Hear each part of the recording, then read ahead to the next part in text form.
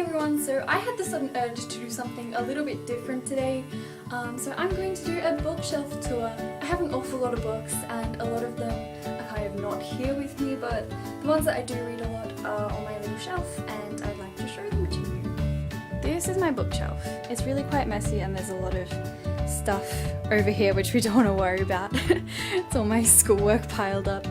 But this is my main bookshelf. There's no real organisation to it. I don't colour code really except for this little red section up here. I don't sort of order them in groups of categories. I don't go by series really. Like there's one Harry Potter book over here and then there's this second book over here. So there's the 7th book and the 2nd and then the other ones are somewhere else. So there's no real order, but I love it anyway. So let's start up here. So this is kind of my little odd section. I have a lot of French books up here and stuff, but the first book up here is Nam Le The Boat, which is beautiful. I did it for literature. Then there's Almost French by Sarah Turnbull. Underneath is Philip K. Dick, Do Androids Dream of Electric Sheep? Then comes Matched. This book was, I don't know, I didn't really like it. I was quite disappointed in it.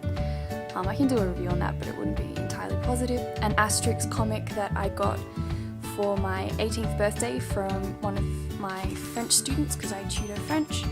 Over here is Nicomachean Ethics by Aristotle, Plato, The Last Days of Socrates, and Plato for Everyone by Tucker. I don't know how to say his first name.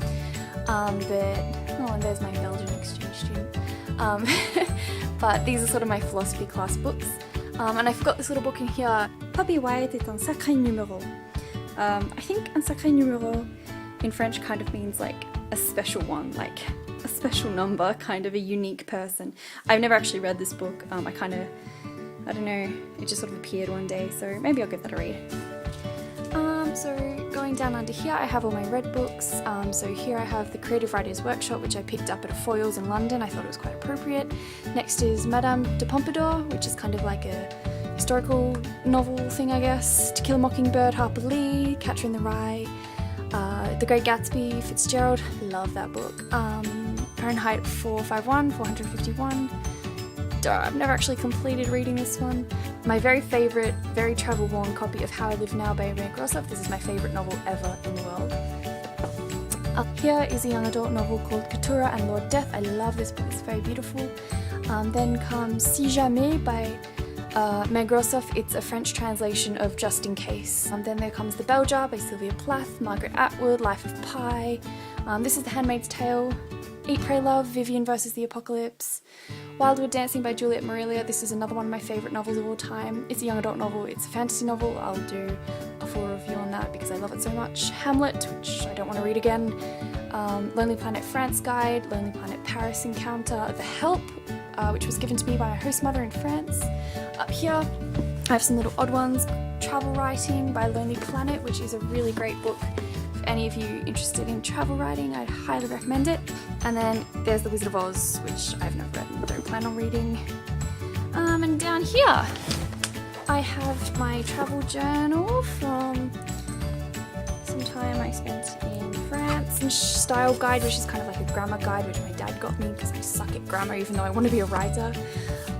Thousand Splendid Suns by, I can never say his name, Khaled Hosseini.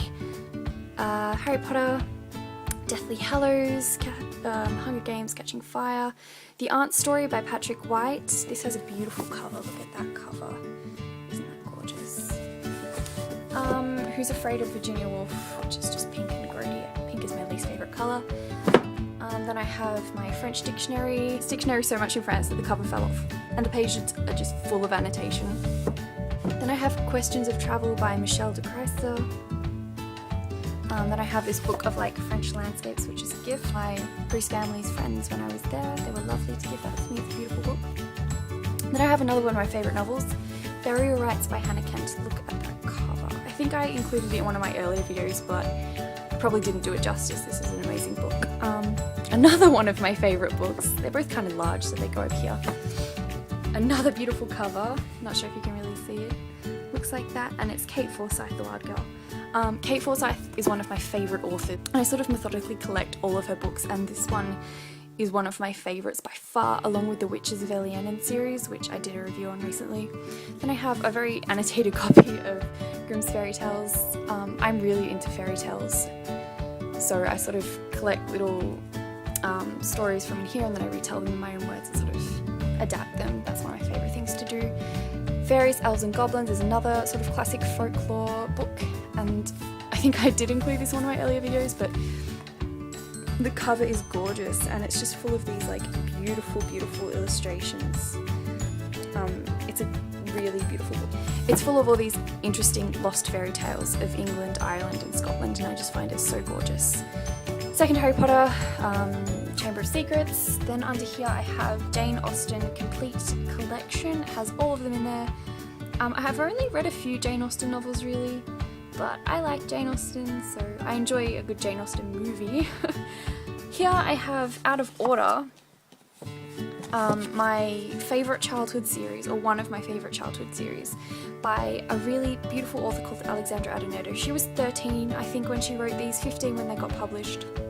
So she really gets into the mind of a child, and she's accomplished so much. I think she has like 2 best-selling series. She has a series called Halo, and a new one about ghosts. I just read the first book and I'll do a review on it because it was really good. But yeah, she's just a really accomplished writer, and she's only something like 20 or 21, and she's got all these books and it's great. Then I have The Cuckoo's Calling by Robert Galbraith, aka J.K. Rowling. And then I have Gone Girl by Gillian Flynn, which was recently made into a movie, I believe. I haven't gone and seen it because I love the book so much, but I probably will eventually because it has Rosamund Pike in it, and she's one of my favourite actresses since I saw her in, what was it, Pride and Prejudice. Up here I forgot some little books. I have this book here, which is Sounds, Feelings, Thought, 70 Poems by Wisława Szymborska. This is a Polish poet. I'm not really interested in poetry, but I had to read this for literature this year, and oh my god. She is just amazing and beautiful, and if you're interested in poetry, even if you're not interested in poetry, you should definitely. Down here I have all of my really lame like magazine collections and one book of fairy tales which didn't really fit anywhere else, which is kind of like a children's book called Shahrazad's Cat and Other Fables from Around the World, which I really enjoy reading because it has gorgeous illustrations, as you can tell by the cover. I collect sort of Cosmo magazines. I don't know why, I bought one day and I've just never stopped buying them. I have some more down here as well, and some Frankie and stuff, just because I've always wanted to be a writer, and I thought if I sort of get to know a publication I can look back on past issues. But I want to be a travel writer, which makes no sense in buying these. I just buy these for guilty pleasure because I mean I really enjoy the content if I'm in the right mood. But I mean, it's not the most literary of magazines, but it's cute and it's fun, and I don't know how I got a collection this big, but I just did, so please don't judge me for that. So that was like my shelf tour. I hope you enjoyed it. If you want me to do a review on any of the books you saw here, let me know, because I'm more than happy to talk about the books that I've read. These are just the main books that I read. I have a lot of others stored away elsewhere, but I'll pull them out eventually. If you've read any of the books on this shelf, let me know, because as always, I love to talk about the books that I've read.